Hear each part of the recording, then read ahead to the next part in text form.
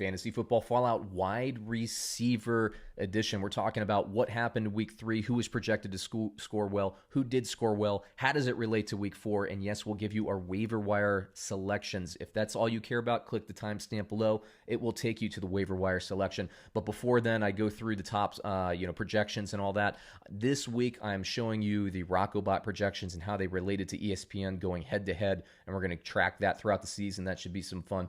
And then I'm giving out, of course, my awards for the Kicked in the Nuts Award. Somebody got me. I know somebody got you as well. Comment below who got you, who is the gut punch of the week, and the I'm Watching You award I'm giving as well. So let's just dig in here. ESPN and Rocbot's top 10. As always, the ones in white were the ones ESPN and Rocbot got correct in order. And I should actually, I made a little error there. DeAndre Hopkins should be in white there. Calvin Ridley, Tyler Lockett, Adam Thielen, Tyreek Hill, Amari Cooper, Allen Robinson, Juju Smith-Schuster, DK Metcalf, Julian Edelman. For Rocbot, it was DK Metcalf, Calvin Ridley, Deontay Johnson, Julian Edelman, Amari Cooper, Allen Lazard. Yes, Allen Lazard was on that list once Davante Adams was out. Adam Humphries, which there was some interesting injury stuff. That was actually Adam Humphries. I like that matchup. If A.J. Brown was playing, of course, that wasn't a factor. Michael Gallup, DeAndre Hopkins, Russell Gage. You can see right off the bat, ESPN and Rocbot were all over that Dallas and Seattle game.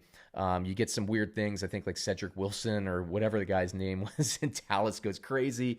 So that knocks Amari Cooper off the list for both of us. I'm calling foul on Deontay Johnson. I love that, but he went out with a concussion. DK Metcalf had a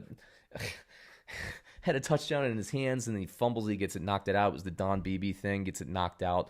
So I don't actually think the projections were that bad. Unfortunately, it just didn't work out. But I will say DeAndre Hopkins did for ESPN was in there, so I actually got one of those things wrong in the screenshot, but again, we'll clean this up later in the game, or later in the thing here. So the top 10 wide receivers in order: Tyler Lockett, wrong, Seattle receiver, both ESPN and Rocbot got. Keenan Allen, Justin Jefferson had himself a game, good for Justin Jefferson. Allen Robinson, Cedric Wilson, who I just mentioned, Allen Lazard got in there, Michael Gallup, Cooper Kupp, DeAndre Hopkins, and Tyler Boyd. So let's see here. ESPN got 3 correct, but actually I didn't highlight Michael Gallup either, so I need to do a little bit better before I prepare the screenshots for these things. But basically they're 3-3 in the wide receiver range, so there you go. Let's see here.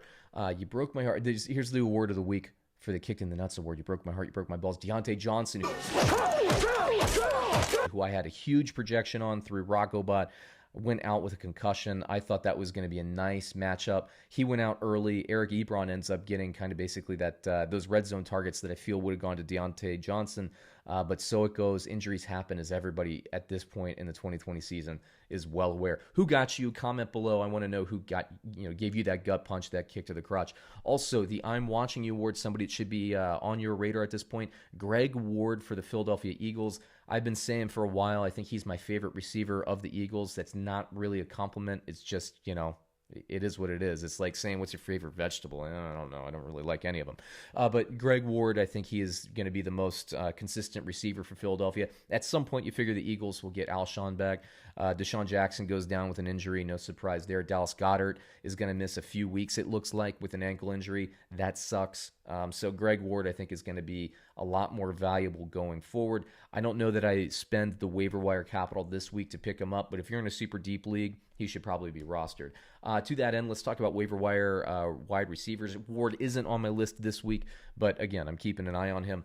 Justin Jefferson, available in 2/3 of the leagues out there. Pick him up. I've been waiting on Justin Jefferson to break out. We got the breakout. Go grab him. Allen Lazard really stepped up with Davante Adams out. Aaron Rodgers trusted him to begin with, but now you have 2 guys that Aaron Rodgers, game-proven players. I was really happy for Green Bay's point of view to see Allen Lazard step forward. I mean, Rodgers was keen in on him, and he stepped up. It wasn't Valdez-Scantling. It was Lazard. He's the guy.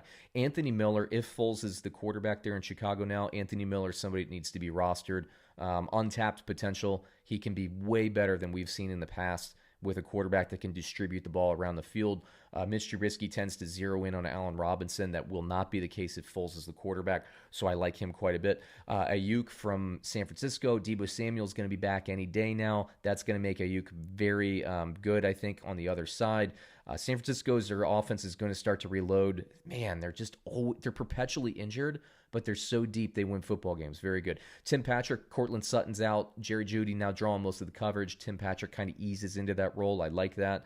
T. Higgins, couple of touchdowns this week. I thought that they would go to the tight end there. They ended up going to basically it was kind of a tight end route, but T. Higgins ended up getting into the end zone a couple of times. Is that a sign of things to come? I don't know. It's worth watching and it's worth getting in on early. Corey Davis I like a lot more when A.J. Brown is in the lineup. Russell Gage, I know he went out in the game. Let's keep an eye out for his injury status. And then Cole Beasley, if you're looking for a slot receiver that also has a rap album and distribution, he is your guy. So there you go. There is my Fantasy Football Fallout wide receiver edition. Please remember to watch the quarterbacks, running backs, tight ends, and defense and special team editions as well. We will catch you again next week. Like, comment, subscribe. Talk to you then.